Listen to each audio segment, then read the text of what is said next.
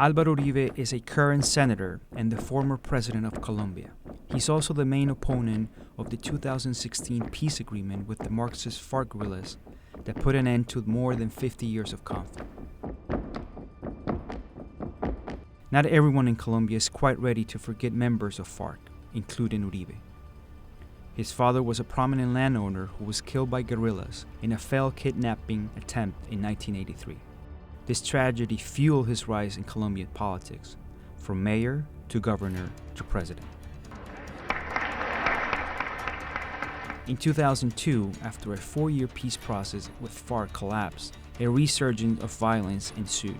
So the country turned to Uribe, who ran for president, promising to give military more powers to defeat guerrillas and the right-wing paramilitary groups that rose in opposition. Colombia no volverá a ver un milímetro desmilitarizado por la fuerza pública para que esta caterva de bandidos abuse de la patria. Over the next 8 years, Uribe's policy succeeded in driving back FARC. He also demobilized most of the right-wing paramilitaries with the help from the US. But most of Uribe's accomplishments were marred by several scandals revealing the dark side of his administration. In 2008, new outlets reported that military commanders were carrying out extrajudicial killings of innocent civilians under Uribe's watch. According to some human rights organizations, 3,000 civilians were killed by the military and counted as dead guerrillas. These victims were mostly poor people in rural areas. Los comandantes de brigada, de batallón que vayan bien, magnífico. Los que vayan mal y no den resultados, que van presentando la renuncia. Around the same time, several members of Uribe's party in Congress were found to have links to these anti-guerrilla paramilitary organizations who carried out massacres against civilians. Pueden decirme lo que quieran, paramilitar o lo que quieran, y en esta lucha contra el terrorismo, solo terminar esta lucha cuando se dé una de dos condiciones, o cuando hayamos derrotado el terrorismo, o cuando el Creador ponga fin a mi existencia. Also, prosecutors discovered that Colombia's intelligence agency was illegally wiretapping members of the Supreme Court, opposition leaders, judges, and journalists, and delivering that information to Uribe's top aides. Uribe denied having knowledge of their activities. Mal ejemplo da la Corte Suprema de Justicia a través de un magistrado como Yesir Ramírez, que tanto mal le ha hecho a Colombia. On top of all this, a congresswoman confessed to receiving bribes offered by Uribe himself in exchange for her support of a constitutional amendment that allowed him to run for his second term as president.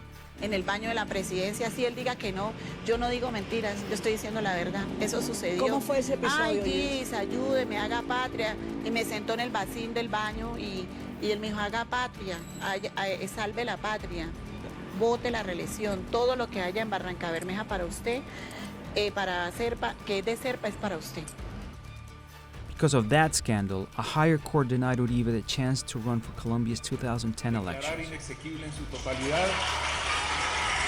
which would have been his third term in office. So, instead he supported his former defense minister Juan Manuel Santos on the 2010 elections, winning by a landslide. But a few months into his mandate, Santos distanced himself from Uribe and started exploring the possibility of peace talks with FARC.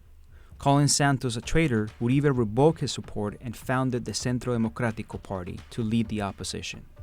Despite a campaign to discredit his former allies' administration and negotiations, peace between the government and FARC was signed in 2016. After the peace process was signed between the government of Santos and the left guerrilla fighters of FARC, he asked for a referendum. Santos was so confident that he called his referendum to prove the public support of the peace agreement, but Uribe turned it against Santos, exploiting fears of descending into social-economic crisis like Venezuela to mobilize people against the accord. They felt that the peace process was way too lenient and that they were somehow going to give power back to FARC. The no vote ended up winning by a narrow margin, which forced the government to renegotiate several points of the deal, with input from the Centro Democrático. It was very clear that the right wing still had some power and traction. Riding on this momentum, Uribe handpicked Iván Duque to be his candidate on the 2018 ballot, and Duque won.